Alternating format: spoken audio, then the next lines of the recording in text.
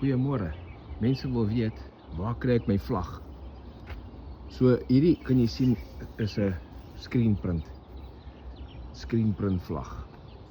Ek kry hulle by eBay hier in Amerika. As jy op eBay gaan. Screenprint, so ek kry elke 6 maande 'n vars nuwe een. En dan wil die mense vra, okay nou, hoe moet jy jou vlag display as jy jou vlag wil opsit?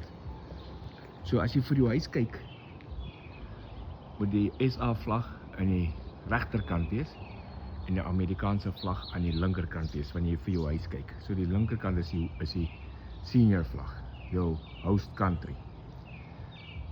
Dis is hierdie vlag ewe groot is en hulle word presies ewe hoog gehang. Dan word die Amerikaanse vlag links gehang of jou host country, as jy in Skotland sit of in Duitsland of in Wallis of in Australië of waar jy het wil doen. Host vlag is links, SA vlag regs, ewe hoog. As jy vlagpale wil gebruik, sê jy mense het vlagpale voor jou huis, maak seker dat die vlagpale agter mekaar staan, dat die Amerikaanse vlag voor is en die SA vlag agter.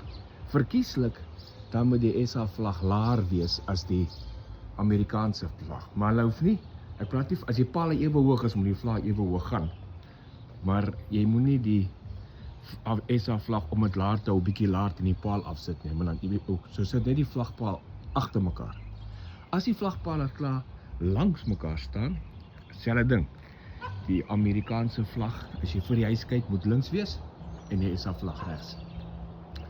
Sien nou maar jy het 'n seremoniële SA vlag, hy groot is.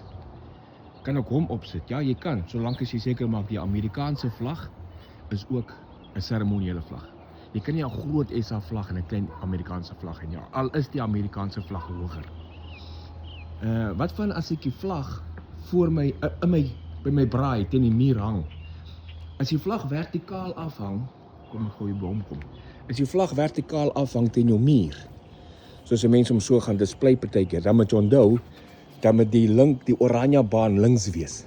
Soos hy teen die muur afhang, kom ek het gou hier uithaal, dan moet ek kan nou nie lekker ver terugslaan nie. As jy teen die muur afhang, moet die oranje baan links wees.